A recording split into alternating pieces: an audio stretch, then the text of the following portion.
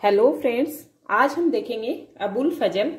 अबुल फजल को अबुल फजल अल्लामी, अबुल फजल इबन मुबारक इन नामों से भी जाना जाता है। अब देखते हैं इनका जीवन काल। तो इनका जीवन काल 14 जनवरी 1551 से 22 अगस्त 1602 तक रहा। यानी 14 जनवरी 1551 को इनका जन्म हुआ और 22 अगस्त 1602 को इनकी मृत्यु हुई। ये एक मुगल सम्राट जो अकबर थे उनके भव्य वजीर के रूप में नियुक्त रहे हैं और वहाँ एक भव्य वजीर के रूप में रहे हैं। और जो रहे वहाँ अकबर के दरबार में, यानी जो अकबर के जो 9 रत्न थे उनमें अबुल फजल भी 9 रत्नों में से एक रहे हैं। 1579 से 1602 तक, यानी कि लगभग बात करें हम तो 23 साल के समथिंग जो है वो अकबर के 9 रत्नों में ये रहे हैं और उनका अच्छा विश्वास पात्र के रूप में इनको जाना जाता है। ये मैंने बताया आपको अकबर के 9 रत्नों में से एक है। और इनके पिता का नाम शेख मुबारक नागौरी है। पिता का नाम क्या है? शेख मुबारक नागौरी। उसके बाद हम देखते हैं इनकी श्रेष्ठ कृतियां। तो इतना हमें ध्यान रखना है, अबुल फजल को अबुल फजल अल्लामी, अबुल फजल इबन मुबारक, अबुल फजल के नाम से भी जाना जाता है। इनका जीवन काल 14 जनवरी 1551 से 22 अगस्त 1602 तक रहा। ये मुगल सम्राट अकबर के भव्य वजीर के रूप में जाने जाते हैं। अकबर के 9 रत्नों में से एक हैं। पिता का नाम शेख मुबारक नागौरी है। अब देखेंगे इनकी कृतियां। जो अकबरनामा है इनकी सबसे श्रेष्ठ कृति के रूप में जानी जाती है और ये 3 खंडों में प्रकाशित हुई थी। जो पहला खंड है इसका, उसको आईने ए अकबरी के नाम से जाना जाता है। यानी जो अकबरनामा है उसको वो 3 खंडों में प्रकाशित हुई थी। बहुत बार एग्जाम में अकबरनामा के बारे में पूछा जाता है, तो इसके 3 खंड है। पहला खंड जो है उसको आईने ए अकबरी के नाम से जाना जाता है और इसमें अकबर के शासन के बारे में जानकारी मिलती है। इसमें अकबरनामा का अनुसरण भी किया गया है और ये फारसी भाषा में लिखा गया ग्रंथ है। तो इतना हमें ध्यान रखना है। अकबरनामा 3 खंडों में प्रकाशित है। आईने अकबरी इसका प्रथम खंड है। इसमें अकबर के शासन के बारे में जानकारी मिलती है और इसमें अकबरनामा का अनुसरण भी किया गया है और यह फारसी भाषा में लिखा गया ग्रंथ है। तो अकबरनामा किस भाषा में लिखा गया है? फारसी भाषा में। ओके, अब हम आगे चलते हैं। जो इसका पहला खंड है जिसको क्या बोलते हैं? आईने ए अकबरी। तो जो आईने ए अकबरी है उसमें अकबर के जन्म और उसके पालन पोषण का वर्णन किया गया है। क्या किया गया है? अकबर के जन्म और उसके पालन पोषण का वर्णन किया गया है। दूसरा इसका जो खंड है उसमें 1602 तक अकबर के शासनकाल का वर्णन है और इसमें यह भी बताया गया है कि जो बैरम खान और अकबर ने पानीपत का द्वितीय युद्ध दिल्ली शासक हेमू से कैसे जीता था। जब पानीपत का द्वितीय युद्ध हुआ था हेमू और अकबर के बीच, तो अकबर के साथ बैरम खान थे, ये हम सब जानते हैं। तो जो बैरम खान और अकबर दोनों साथ में जो पानीपत का युद्ध जब हेमू के साथ लड़ा गया था अकबर द्वारा, तो वो किस तरीके से जीता था वो किसमें वर्णित है? वो अकबरनामा के द्वितीय खंड में। ओके, अब हम देखेंगे इसका तीसरा खंड। तो तीसरे खंड में प्रशासनिक, सामाजिक, राजनीतिक व्यवस्था का उल्लेख है। हमने देखे जो अकबरनामा है उसके 3 खंड थे। पहला खंड आईने ए अकबरी जिसमें अकबर के जन्म और उसके पालन पोषण का वर्णन है। दूसरे खंड में एक तो 1602 तक के अकबर के शासनकाल का वर्णन है और बैरम खान और अकबर के द्वारा जो पानीपत का द्वितीय युद्ध जो दिल्ली शासक हेमू के साथ जो लड़ा गया था वो किस तरीके से अकबर ने जीता, तो वो वर्णित है। जो तीसरा खंड है उसमें प्रशासनिक, सामाजिक, राजनीतिक व्यवस्था का उल्लेख है और उसके बाद अबुल फजल कहते हैं कि यह लंबे समय से मेरे दिल की महत्वाकांक्षा रही है कि मैं इस विशाल देश की सामान्य स्थितियों की समीक्षा करूं और इसमें विभिन्न धर्मों और जातियों का भी वर्णन है। तो ये क्या कहते हैं कि ये लंबे समय से मेरे दिल की महत्वाकांक्षा रही है कि मैं इस विशाल देश की सामान्य स्थितियों की समीक्षा करूं और इसमें विभिन्न धर्मों और जातियों का भी वर्णन करूं। ये हुई इनकी सबसे श्रेष्ठ जो कृति है अकबरनामा, उसके बारे में। दूसरी इनकी कृति है रुकाअत। जो रुकाअत है वो अबुल फजल के निजी पत्रों का संग्रह है। और थर्ड इनकी जो कृति है वो है इंसा ए अबुल फजल। इसमें शासकीय पत्रों का संग्रह है। तो रुकायत में अबुल फजल के निजी पत्रों का संग्रह है और इंसा ए अबुल फजल में शासकीय पत्रों का संग्रह है। तो ये हमें ध्यान रखना है। ओके, अब हम आगे देखेंगे इनके राजनीतिक विचार। अब हम देखेंगे उनके राजनीतिक विचार। तो जो अबुल फजल के राजनीतिक विचार हैं उसमें ये कहते हैं कि सामाजिक अनुबंधन पर आधारित संप्रभुता का समर्थन करते हैं। जो संप्रभुता संबंधी इनके विचार हैं वो सामाजिक अनुबंधन पर आधारित संप्रभुता का ये समर्थन करते हैं। यानी कि जैसे होब्स, लोक और रूसो कहते हैं ना, वैसे उसी तरीके की संप्रभुता का ये समर्थन करते हैं। जैसे हम देख सकते हैं, जैसे होब्स कहते हैं जब पूरे समाज में, जब प्राकृतिक अवस्था में लोग जो है पूरे अन्याय की, मतलब असहयोग की, जब ऐसी स्थिति समाज में फैली हुई थी तो उस टाइम लोगों ने, सबने आपस में मतलब एक जगह पर वो एकत्रित हुए और उसके बाद समझौता किया। और उस समझौते में जो पूरे जो नागरिक जन थे उन्होंने अपनी सारे अधिकार और कर्तव्य किसको सौंप दिए? एक शासक को सौंप दिए, है ना। तो उससे क्या हुआ, जो अराजकता और अन्याय की जो स्थिति थी उसमें सुधार हुआ। तो यही होब्स का जो सामाजिक अनुबंधन का सिद्धांत था। और सेम वही बात अबुल फजल कहते हैं कि ये भी जो सामाजिक अनुबंधन पर आधारित जो संप्रभुता है उसी का ये समर्थन करते हैं। यानी होब्स, लोक, रूसो की भांति ये सामाजिक अनुबंधन पर आधारित संप्रभुता का समर्थन करते हैं। ओके, अब हम दूसरे इनके विचार देखते हैं। पातशाहत का दिव्य सिद्धांत।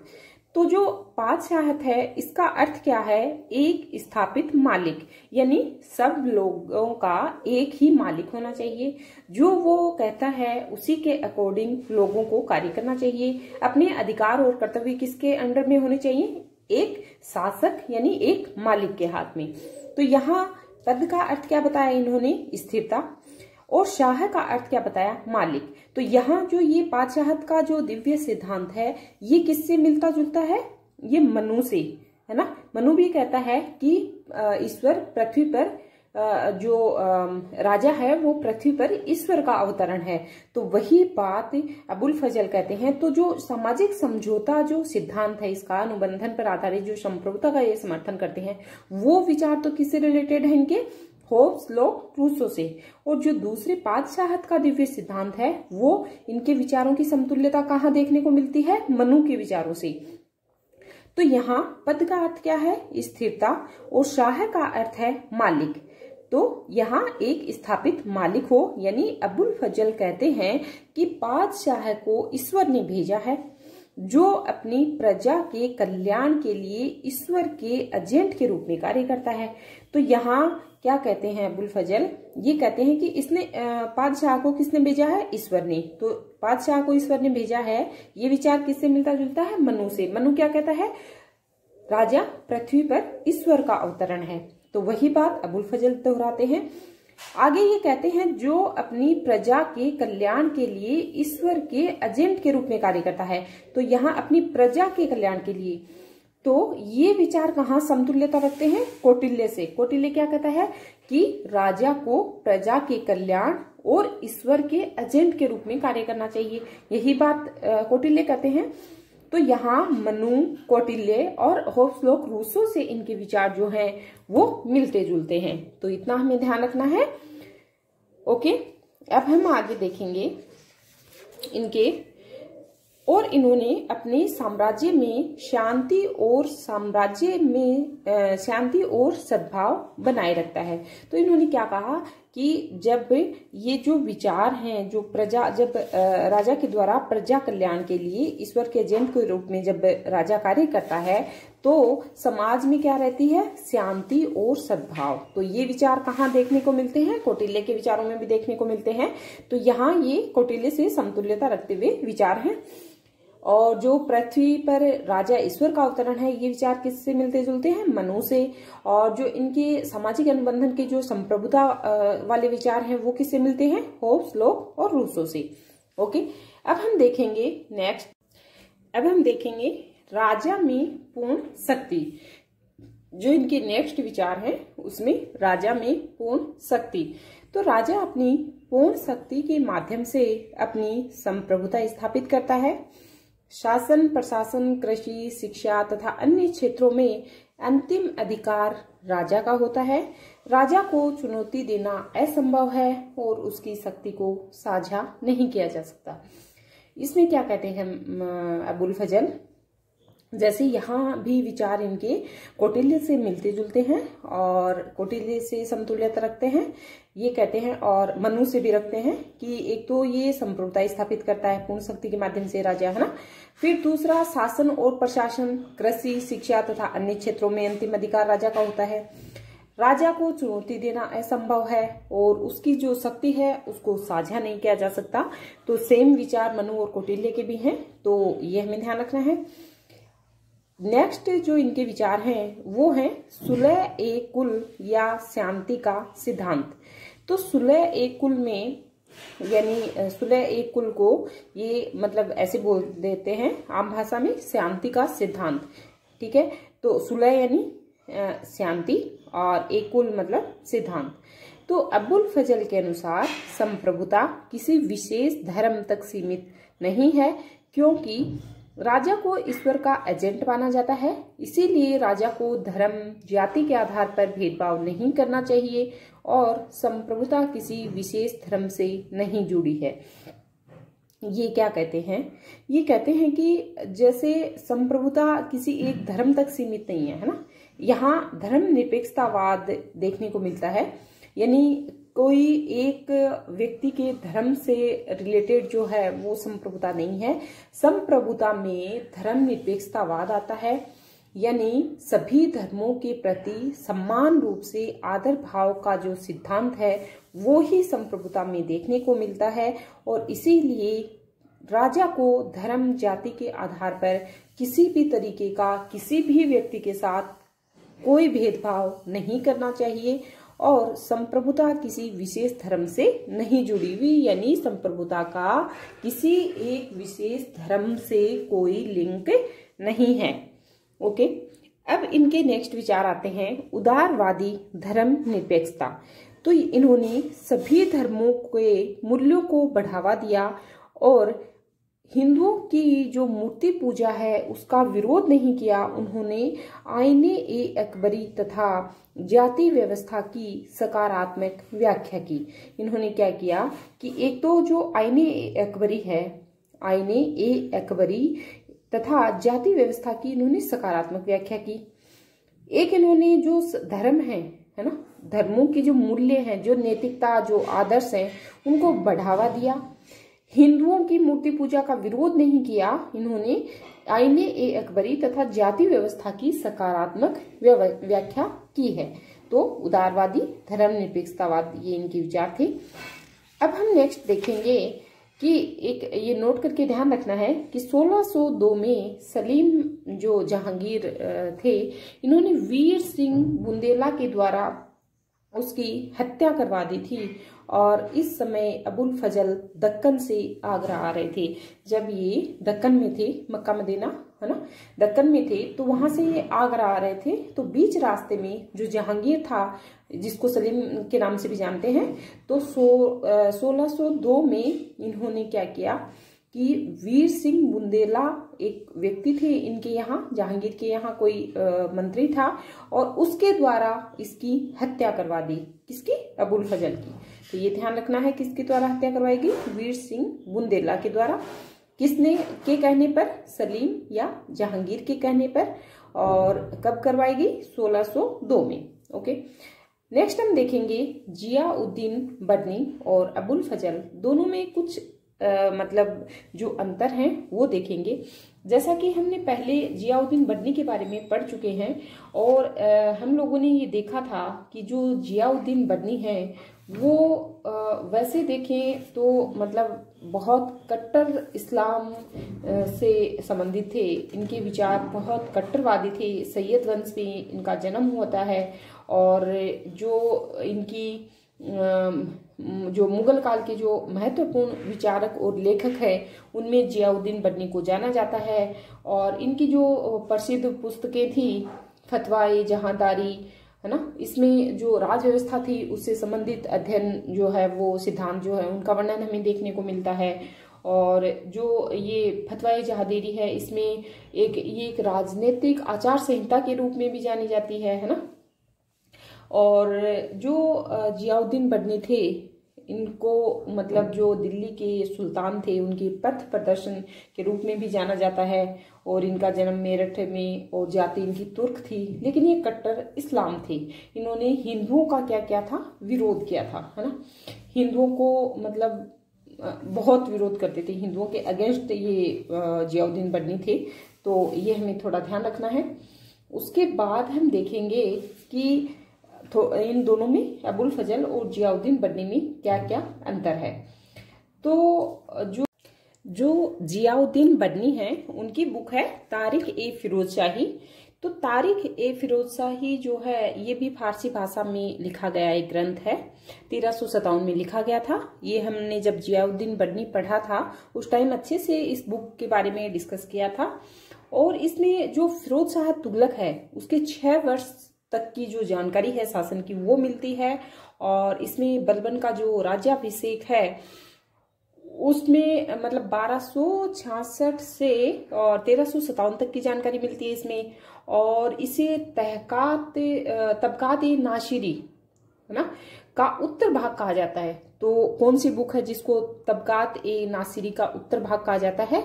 वो है तारीख ए फिरोज शाही। अब क्यों कहा जाता है? क्योंकि जो तबकात ए नासिरी है ना उसमें 1260 तक की जानकारी मिलती है। और जो तारीख ए फिरोज शाही है इसमें 1266 से 1357 तक की जानकारी मिलती है। तो ये क्या हो गया? 60 के बाद की जानकारी यानी 66 से 57 तक की जानकारी मिलती है। तो ये क्या हो गया? इसका तबकात ए नासिरी का उत्तर भाग इस बुक को कहा जाता है। और जो ये बुक है इसमें जो मोहम्मद बिन तुगलक है उसको दयावान और क्रूर दोनों तरीके का शासक बताया गया है। और इसका जो अंग्रेजी में अनुवाद किया था फिरोज शाही बुक का, तारीख ए फिरोज शाही का, तो वो क्या था? एलियट और डाउसन ने, है ना। किसने किया था? एलियट और डाउसन ने। तो ये हमने अच्छे से डिस्कस किया है जब जियाउद्दीन बडनी के बारे में हमने पढ़ा था। तो ये बुक है तारीख ए फिरोज शाही जियाउद्दीन बडनी की। अब जो दूसरी बुक है अबुल फजल की अकबरनामा। तो अकबरनामा हम लोगों ने देखा है कि ये 3 कालखंडों में विभाजित है। और 3 कालखंडों में जैसे जो अकबर है, अकबर की ये श्रेष्ठ कृति है। पहले खंड में तो अकबर के जन्म और उसके पालन पोषण से का वर्णन किया गया है। दूसरे खंड में 1602 तक के तो अकबर के शासनकाल का वर्णन है।